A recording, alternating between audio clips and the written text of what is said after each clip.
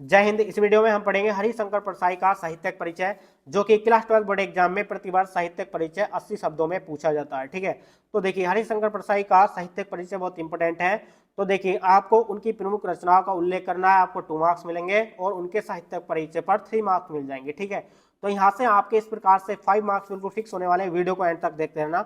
तो देखिए आपको क्वेश्चन के अकॉर्डिंग साहित्यिक परिचय लिखना है। ठीक है, यदि आप जीवन परिचय भी लिखना चाहते हैं तो स्टार्टिंग में आप जीवन परिचय हेडिंग लिखेंगे और उनके जीवन का परिचय 4-5 लाइन में दे देंगे और उसके बाद उनका साहित्यिक परिचय लिख सकते हैं। ठीक है, यदि इस प्रकार से हेडिंग डालकर, यदि इस प्रकार से थ्योरेटिकल नहीं लिखना चाहते तो साइड में एक बॉक्स बना लेंगे और शॉर्ट फॉर्म में इस प्रकार से पॉइंट्स के रूप में उनके जीवन का परिचय दे देंगे। ठीक है, तो देखिए इनका जन्म कब हुआ, सन 1924 ईस्वी में इनका जन्म हुआ।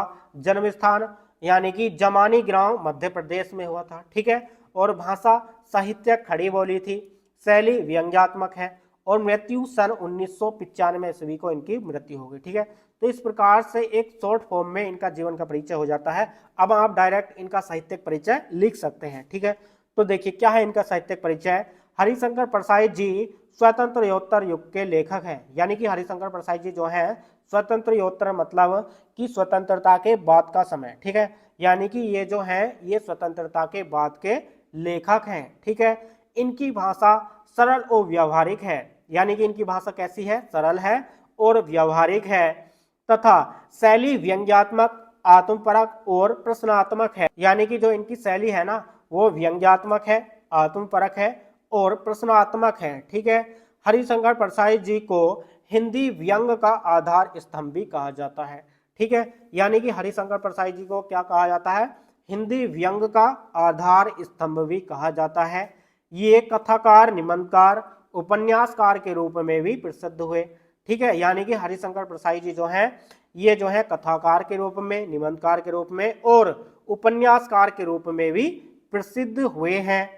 इन्होंने व्यंग के माध्यम से, यानी कि इन्होंने जो है व्यंग के माध्यम से भ्रष्टाचार तथा समाज की बुराइयों पर करारी चोट की है। ठीक है, यानी कि इन्होंने जो है व्यंग है ना, इन्होंने व्यंग के माध्यम से जो है भ्रष्टाचार और समाज की बुराइयों पर करारी चोट की है।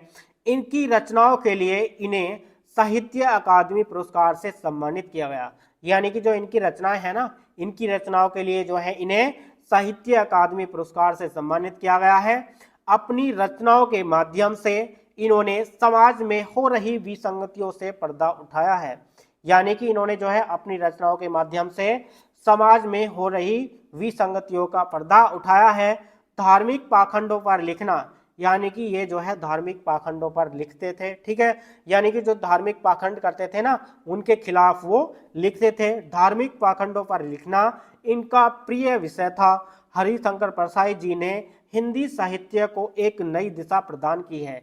यानी कि हरिशंकर परसाई जी ने जो है हिंदी साहित्य को एक नई दिशा प्रदान की है। ठीक है, तो इस प्रकार से यहाँ तक लिखने पर आपको केवल 3 मार्क्स मिलेंगे। ठीक है, और उनकी रचनाओं को भी लिख देंगे तो आपको 2 मार्क्स इनकी रचनाओं पर और 3 मार्क्स इनके साहित्यिक परिचय पर मिल जाएंगे। तो देखिए क्या है इनकी रचनाएं। देखिए कहानी संग्रह है, हंसते हैं रोते हैं, जैसे उनके दिन फिरे। ठीक है, तो ये इनकी कहानी संग्रह है। उपन्यास देखिए, रानी नगवती की कहानी, तट की खोज, यानी कि रानी नगवती की कहानी और तट की खोज क्या है, इनके उपन्यास है। निबंध क्या है, तब की बात और थी, शिकायत मुझे भी है, भूत के पांव पीछे, सदाचार का ताबीज। ठीक है, तो ये इस प्रकार से इनका निबंध है। तो डियर स्टूडेंट्स, इस प्रकार से ये आपको वीडियो कैसी लगी हमें कमेंट्स बॉक्स में कमेंट करके जरूर बताएं और वीडियो को लाइक जरूर कर देना। चलिए मिलते हैं नेक्स्ट वीडियो में नेक्स्ट टॉपिक के साथ, तब तक के लिए जय हिंद, वंदे मातरम।